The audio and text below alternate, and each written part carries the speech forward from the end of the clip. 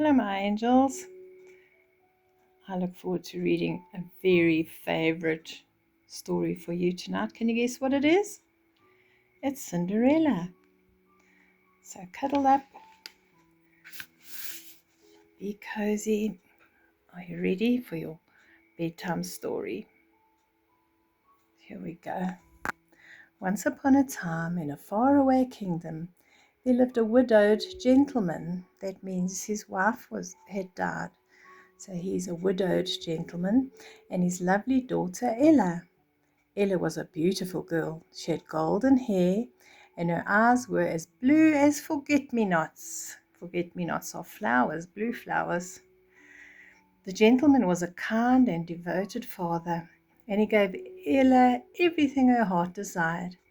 But he felt she needed a mother, so he married again, choosing for his wife a woman who had 2 daughters. Their names were Anastasia and Drizella.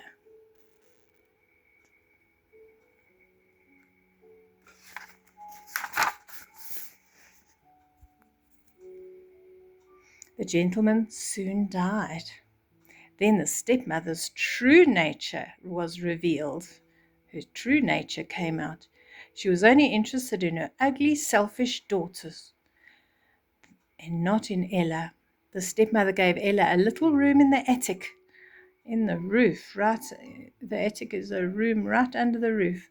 Old rags to wear and all the housework to do.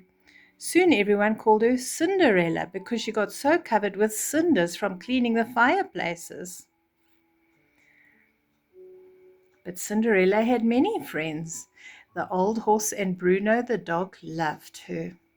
The mice loved her too. She protected them from her stepmother's nasty cat, Lucifer. 2 of her favorite mice were Gus and Jack. Cinderella was kind to everyone, even to Lucifer, the cat. But Lucifer only took advantage of her kindness.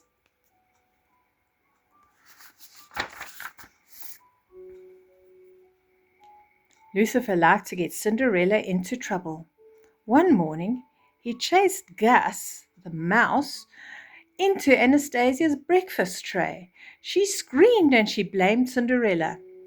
As punishment, the stepmother said to Cinderella, you'll wash the windows, scrub the terrace, and sweep the halls, and don't forget the laundry. Oh dear. In another part of the kingdom, the king was worrying about his son. It's time the prince got married, he told the Grand Duke. But sire, said the Grand Duke, he must fall in love first. No buts about it. We'll have a ball tonight. It will be very romantic. Send out the invitations. They want to find a wife for the prince. When the invitation arrived, Cinderella's stepmother announced, every girl in the kingdom is invited to a ball in honor of the prince. Why, that means I can go too, Cinderella said. Well, yes, the stepmother replied with a sly smile, but only if you get all your work done and only if you have something suitable to wear.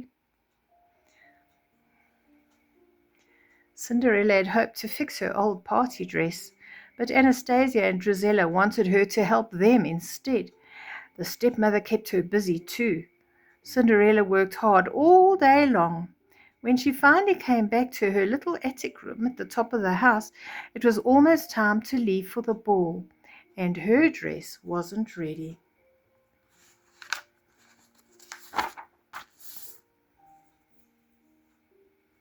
But the loyal mice, her friendly mice, had managed to find ribbons and sashes and ruffles and bows. The mice had sewn them onto her party dress, and it looked beautiful.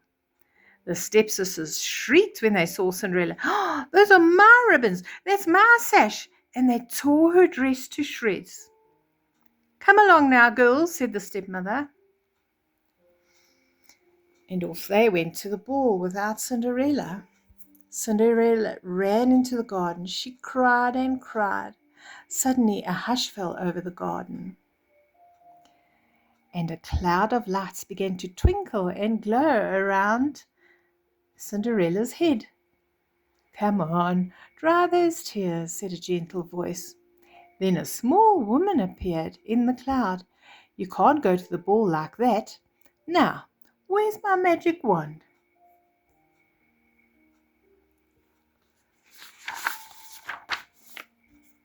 Getting my hand in the way. Magic wand? Gasped Cinderella. Are you my fairy godmother? The woman replied, pulling her magic wand out of thin air. What we need is a pumpkin. A cloud of sparkles floated across the garden. A pumpkin rose up and swelled into an elegant coach. The mice turned into horses, and the old horse became a coachman, and Bruno became a footman.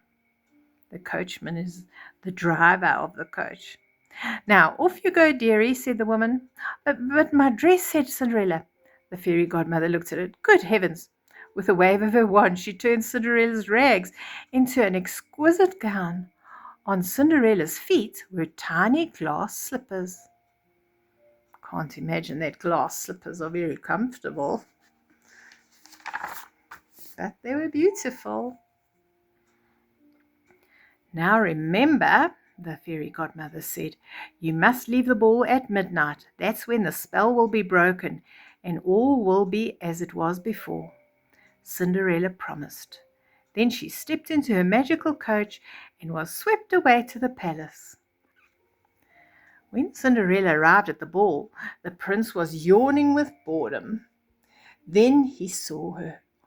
Ignoring everything around her, the prince walked over to her. He kissed Cinderella's hand and asked her to dance, and they swirled off across the ballroom together.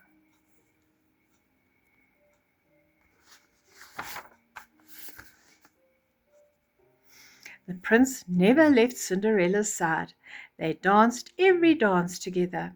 As everyone watched them, the lights dimmed and sweet music floated out into the summer night. And then Cinderella heard the clock began to chime. Oh no, she gasped. It's midnight. I must go. Wait, come back, called the prince. Cinderella hurried down the palace steps. In her haste, she lost one of her slippers. There it is on the step. But she had no time to pick it up. She jumped into the waiting coach. As soon as the coach went through the gates, the magic spell broke. Just in time, Cinderella found herself standing by the side of the road, dressed in her old rags, and on her foot she still wore one glass slipper. And there's the horse and the dog. Her coachman was an old horse again, and her footman was Bruno the dog. Her coach was an old hollow pumpkin, and her horses were 4 of her mouse friends. They looked sadly at Cinderella. They all hurried home. They had to be back before the others returned from the ball.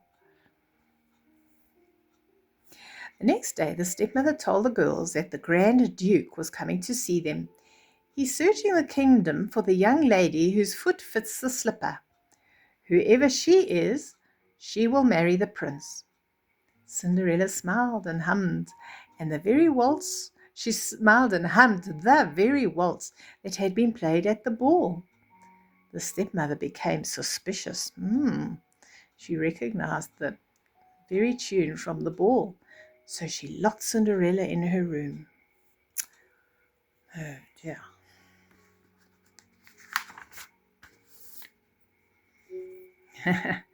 And here are her mice friends, Gus and Jack. They had a plan to help Cinderella. While Anastasia and Drizella, the 2 stepsisters, tried to squeeze their big feet into the little glass slipper, the 2 mice sneaked into the stepmother's pocket.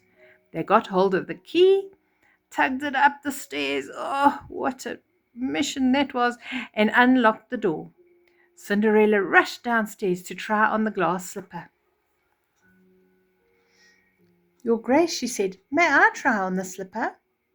The wicked stepmother fumed with anger. She tripped the page who was holding the glass slipper. It fell to the floor and broke into 1,000 pieces. Don't worry, Cinderella said, reaching into her pocket. I have the other one right here. And she put on the slipper, and it fitted perfectly. Wasn't that lucky? From that moment on, everything was a dream come true. Cinderella went off to the palace with the happy Grand Duke. The prince was overjoyed to see her, and so was the king. Cinderella and the prince were soon married. In her happiness, Cinderella didn't forget about her animal friends. They all moved into the castle, and they lived happily ever after. It's a lovely story. Kind Cinderella, who didn't mind helping anyone who needed help. And there she became the prince's princess. I hope you enjoyed that, my angels. I do love you all so much. I hope you sleep well and have sweet, sweet dreams. Lots of love. Bye bye.